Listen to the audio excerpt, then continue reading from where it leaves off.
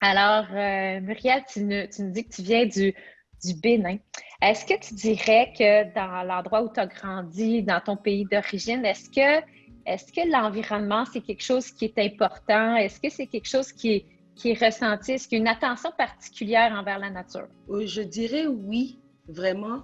Et le paradoxe, c'est que on n'a pas souvent conscience quand on est à Porto-Novo et compagnie, mais on réalise en grandissant. Maintenant, quand je prends du recul et j'ai compris c'est quoi prendre l'impact social, prendre soin de l'environnement, on réalise les actions que posait notre grand-mère ou bien notre maman par rapport aux déchets, par rapport à l'entreposage justement des résidus et comment on réutilisait justement les restes d'aliments pour faire des composts naturels parce que tout était planté.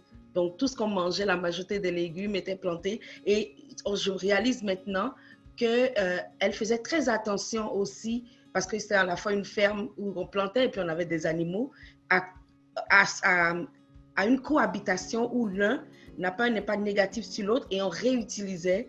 Maintenant, je comprends mieux les excréments de certains de nos animaux de compagnie pour le compostage, pour faire de compost naturel qui devient donc l'engrais en fait pour faire pousser à la fin les légumes que nos grands-mères adoraient et même nos parents aussi.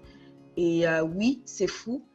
C'était quelque chose de naturel et d'inné. Ça existe un peu depuis toujours, cette Beaucoup. relation-là avec la nature puis notre consommation, cet Oui, équilibre-là. C'est juste qu'aujourd'hui, on y a mis un beau nouveau mot qui s'appelle économie circulaire, mais en fait, ça existe depuis toujours. Hein? Fait que c'est bien. exactement. Oui, oui, oui. Merci. Et moi, je voulais savoir pourquoi as-tu fondé Simca? Est-ce qu'il y a un message à faire passer derrière? De manière naturelle, j'aime aider.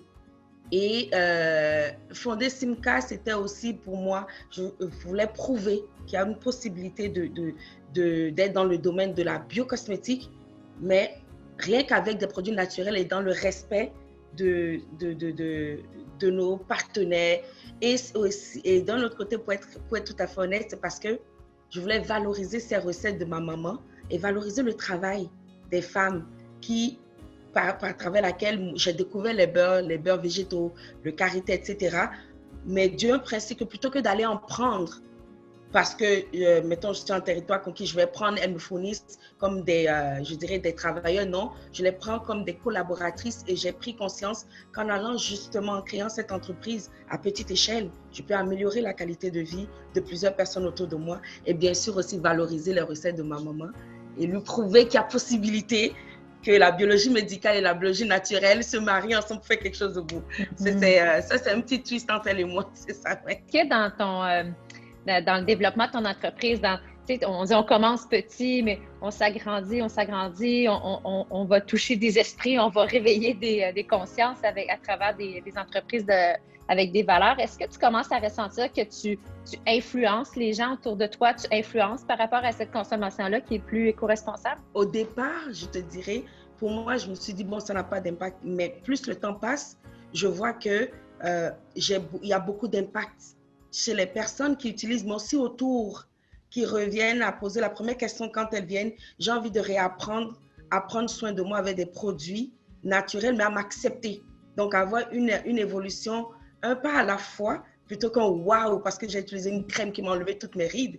Et quand j'entends maintenant des personnes autour de moi me dire, oh, mais de toute façon, mes rides, je sais que c'est naturel. Tout ce que je veux, c'est apprendre à vivre avec et améliorer l'apparence. Je me dis, waouh. Et tout ça, justement, en utilisant le plus naturellement possible. Et maintenant, j'ai beaucoup de personnes qui, ouais, j'ai plein de pots vides là, qu'on me ramène parce que, bon, elles me ramènent en gros, elles ne veulent même plus avoir un pourcentage, non, au contraire, elles me donnent pour que moi, je puisse réutiliser, mais que plutôt que de leur donner ce pourcentage à elles de rabais, mais je donne à une fondation ou à une cause qui me tient à cœur. C'est extraordinaire, sincèrement. Et oui, on dit petit train va doucement, mais ouais, là maintenant, j'avoue, c'est Lorenzo qui me dit, mon fils, ah, mais maman, dans ton club, tu as maintenant 250 adeptes. C'est vrai, parce que j'ai monté un groupe et puis bon, maintenant, on est maintenant 251 personnes parce que c'est vraiment tout genre qui sont là, qui posent des questions et qui participent à ce mouvement. Donc, oui, je suis assez fière de moi. Ah, Mais je ne l'aurais bravo. pas cru au début, vraiment. Donc, ouais. Comment tu définirais ta marque en 3 hashtags seulement? Hashtag estime de soi, hashtag joie hashtag bien-être. Super. J'ai utilisé aucun produit, hein, c'est ça les 3 hashtags. Il est parfait. L'éco-responsabilité, pour moi, c'est C'est une façon d'être. Si tu vois quelqu'un, dans la rue, si tu vois quelqu'un qui n'a aucune conscience de l'environnement, qui génère des déchets sans s'en rendre compte, qui a aucune notion du bien-être de la planète, qu'est-ce que tu lui dirais? Plutôt que d'aller vers la personne et être moralisatrice, ce que j'ai fait, c'est je vais par apprentissage, psychologie inversée. Par exemple, je dis, imagine, si mettons, quand je vois quelqu'un qui, plutôt que de remettre dans un bac de recyclage, va rejeter en quantité industrielle, je lui pose la question, imagine que ce truc ce papier ou n'importe quoi que tu jettes comme ça sans le mettre au bon endroit, que c'était ta personne qui se retrouvait au mauvais endroit et qu'on jetait au mauvais endroit et que accessible à n'importe qui, n'importe comment, avec des conséquences sur ton bien-être et ton estime de soi. Là, la personne me dit, mais pourquoi tu dis ça? Et j'ai un principe de base qui m'a été transmis vraiment, je dirais, par la famille et qui dit, ne fais pas à autrui ce que tu voudrais pas qu'on te fasse. Donc, quand on considère les déchets ou n'importe quoi comme autrui, mais comment on voudrait qu'on prenne soin de nous, mais c'est la même réaction qu'on doit avoir. Même si c'est des objets et qu'on le dit, mais c'est quand même un autrui, parce que ce n'est pas quelque chose qui est en nous. Et comme ça, je garantis, au contraire, je n'ai pas été moralisatrice, j'ai plutôt essayé de sensibiliser la personne en la poussant à se mettre à la place de l'objet, par exemple. Même si oui, mais c'est un objet, ça ne respire pas, je trouve ça très drôle, mais c'est comme ça que je fais. Si je te donne le compte en banque de Jeff Bezos, là, ce matin, qu'est-ce que tu fais avec pour l'environnement? Oh, je vais le dire et peut-être qu'il va m'entendre, c'est que je l'utiliserai pour toutes les actions possibles pour nous permettre de revenir 25 ans en arrière en termes de dégradation. Même si je sais que c'est impossible. Donc, si des fonds, s'il y a des actions concrètes qu'on peut poser, mais je paierai ces personnes-là pour faire ça. Vraiment. Bon, s'il me le donne, hein, ça c'est ce que je ferai.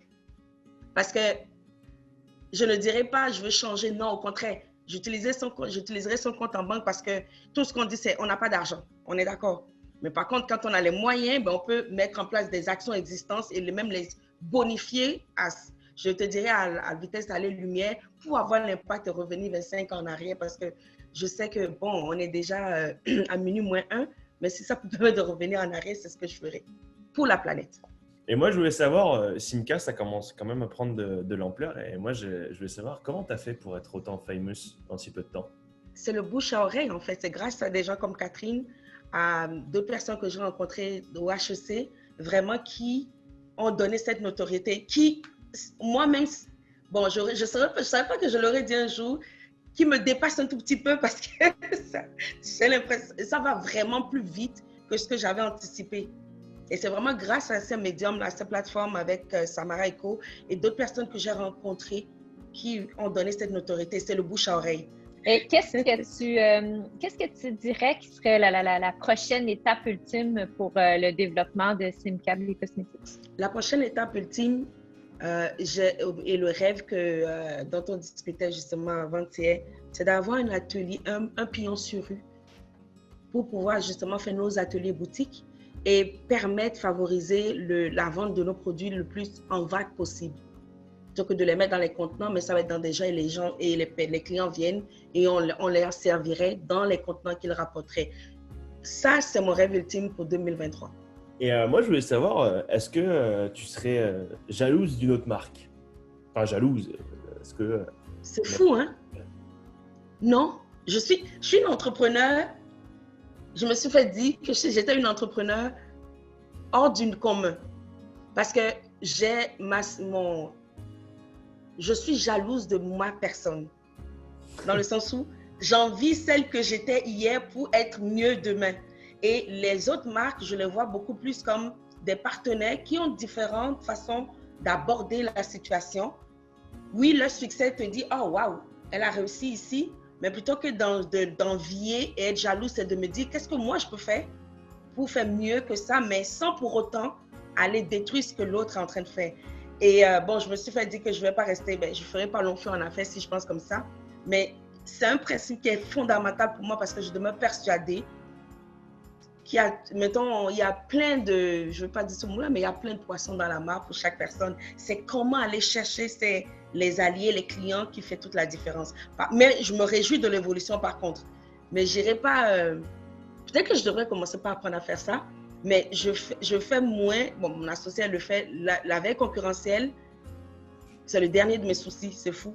Lequel, tu as plusieurs produits, tu as une belle gamme de produits, tu es bien diversifié. Est-ce que tu as un produit chouchou? Est-ce qu'il y en a un que tu affectionnes particulièrement, dont tu es très fière? Oui, la fameuse crème apaisante pour le corps, qui est, au départ, il s'appelait Lorenzo, comme mon fils, et puis là, on a enlevé le prénom. C'est vraiment ma fierté parce que c'est d'elle que tout est parti.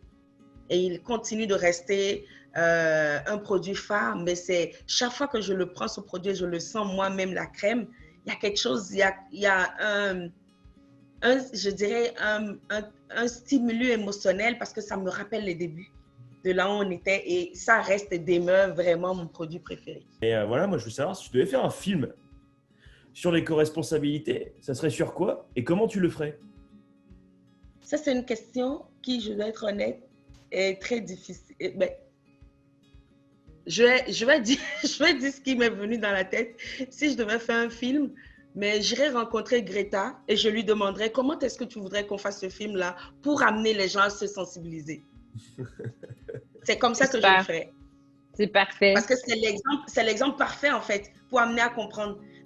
Parce que ce que j'ai constaté, c'est que lorsqu'on invente des scénarios et qu'on ne va pas avec quelque chose de vécu qui fait un lien avec le côté émotif des personnes, c'est comme si, comme dirait ma grand-mère, c'est comme si tu versais de l'eau dans un panier troué. Ben, il va juste couler. Mais elle, l'apprenant, mais elle va être la meilleure scénariste. Parce qu'elle fait partie des personnes qui, haut de 3 pommes comme qu'elle était, moi, m'a amené à vraiment revoir ma façon de penser et à me dissocier du greenwashing. Parce que c'est très facile hein, d'être de ce... Et elle, c'est avec elle que je ferai mon scénario de film.